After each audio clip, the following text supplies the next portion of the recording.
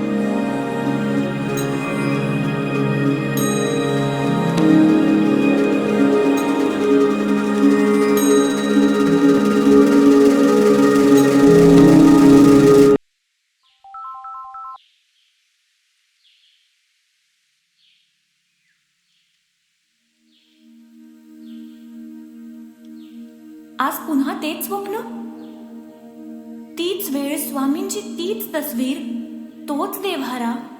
याचा अर्थ काय असेल? नाही, आज याचा अर्थ जाणून घेण्यासाठी श्याम दादांकडे गेलंच पाहिजे मला.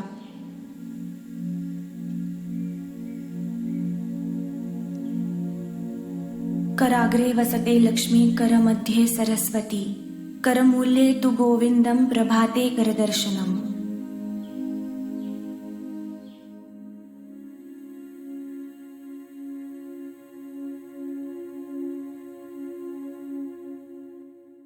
श्री स्वामी समर्थ.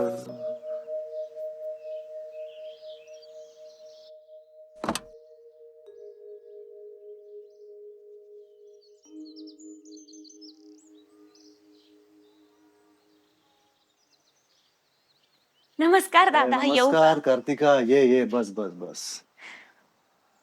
काय कार्तिका, कशी आहेस? मी मजेत दादा, तुम्ही कसे आहात? बस मस्त मजेत अगदी. बाकी बाबांना जो त्रास होत होता मागे, तू बरा आहे का आता? हो, बरे आहेत ते आता. चांगलं आहे ना? शीच कार्तिका. मस्त. तुम्ही कशा आहात? स्वामींच्या कृपेने एकदम छान, बघ व्यवस्थित चाललंय.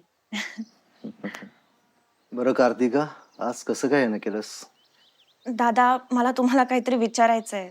काय विचारायचं? काही संकोच करू नकोस, बिंदास विचार. दादा, मला गेल्या 2-3 दिवसांपासून सतत एक स्वप्न पडतंय आणि त्या स्वप्नात मला श्री स्वामी समर्थ दिसतात. म्हणजे स्वामींचा एकच फोटो मला 2-3 दिवसांपासून सतत स्वप्नात दिसतोय. म्हणजे कुठल्या तरी घरातला एक देव्हारा आहे आणि त्या देव्हाऱ्यातला तो फोटो आहे. तो देव्हारा आणि तो फोटो मला अगदी स्पष्ट दिसतात. म्हणजे अशा स्वप्नांद्वारे दिसणाऱ्या स्वामींच्या दृष्टांताचा काय संकेत असेल? ही कसली नांदी म्हणावी? हे बघ कार्तिका, विनाकारण कधीही कोणाच्या स्वप्नात यावे अशी ती विभूतीच नाही. स्वामींच्या तुझ्या स्वप्नात येऊन दृष्टांत देणं, यामध्ये काहीतरी नक्कीच काहीतरी गुपित असेल. तुला जो दृष्टांत मिळतोय, याचा जो संकेत मिळतोय, याचा अर्थ समजून घेण्यासाठी आपण स्वामींचे गाढे अभ्यासक, ज्यांनी स्वामींवर PhD केली आहे, अनेक पुस्तके लिहिली आहेत, असे प्राध्यापक डॉक्टर यशवंतराव पाटील सर यांच्याकडे जाऊ. ते या दृष्टांताचा नक्कीच अर्थ सांगतील. हो, चालेल दादा. आपण जितक्या लवकर शक्य तितक्या लवकर त्यांच्याकडे जाऊयात का? मी ह्या स्वप्नांचा अर्थ जाणून घेण्यासाठी खूप उत्सुक आहे. ठीक आहे, मी आजच त्यांच्याशी बोलतो आणि त्यांची उद्याची अपॉइंटमेंट घेतो. आपण उद्या नक्की जाऊ त्यांना भेटायला. हो दादा, नक्की.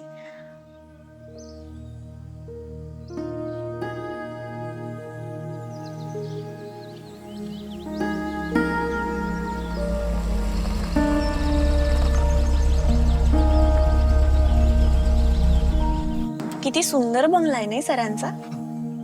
स्वामी तिथे काय कमी.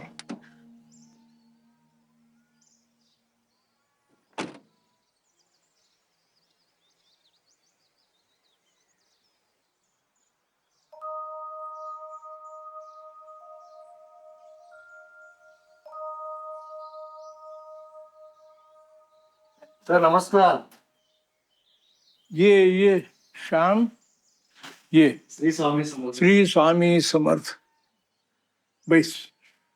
सर, बैस कार्तिका बैस.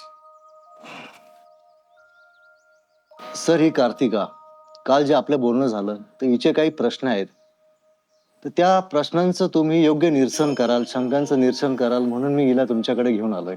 बर बर बाळ कार्तिका, काय प्रश्न आहेत तुझे?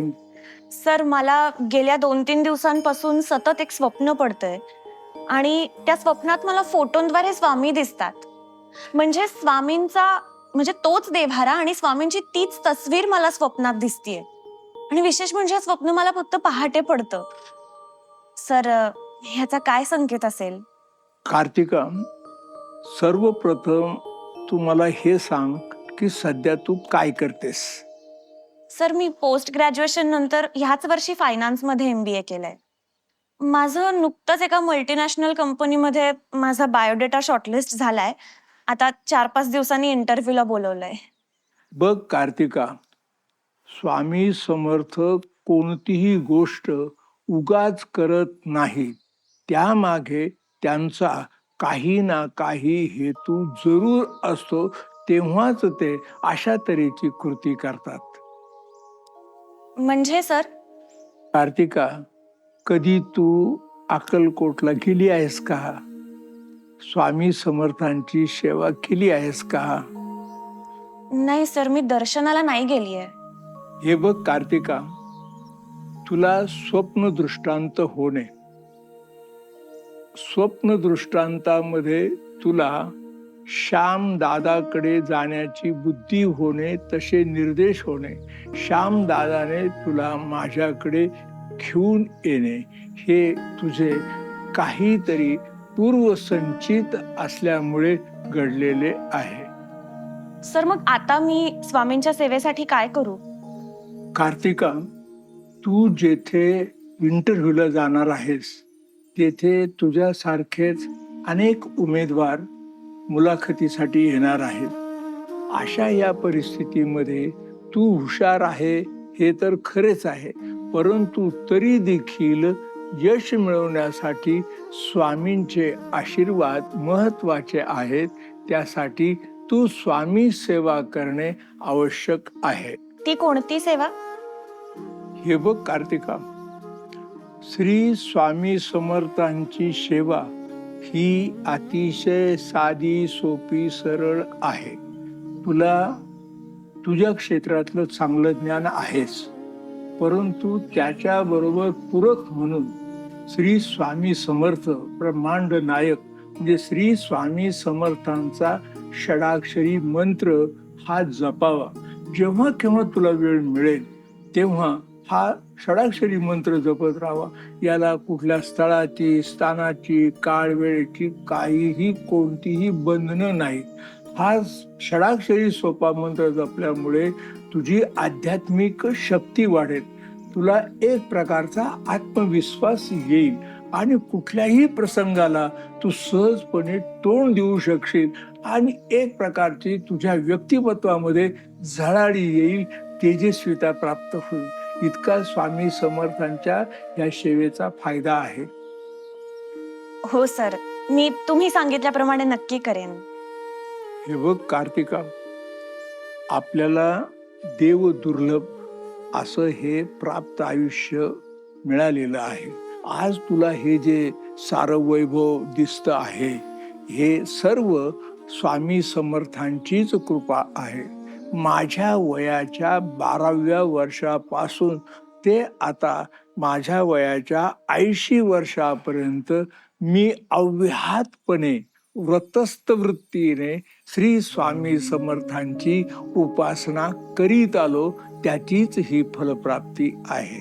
आम्ही स्वामींच्या घरात राहतो, स्वामीच्या आश्रयाने राहतो.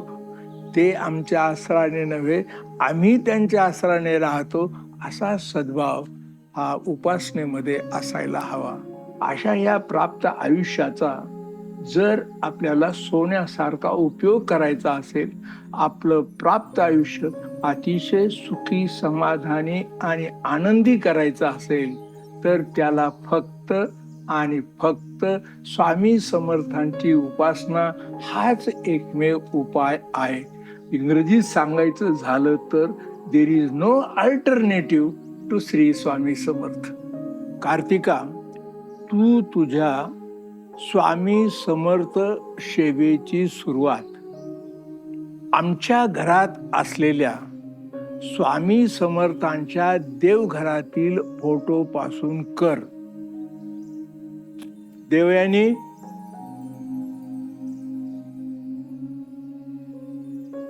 आपल्याकडे ही कार्तिका आलेली आहे. कार्तिकेला आपल्या घरातील देवघरात असलेल्या श्री स्वामी समर्थांचे दर्शन घडव.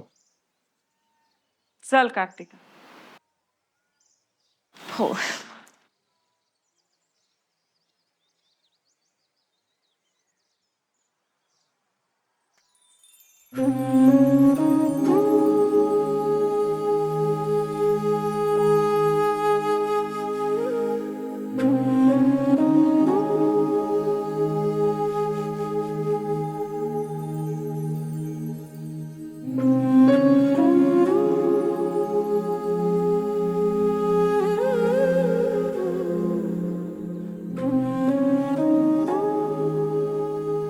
सर, श्यामदादा, हाच तो देव्हारा आणि हाच तो फोटो जो मला स्वप्नात यायचा.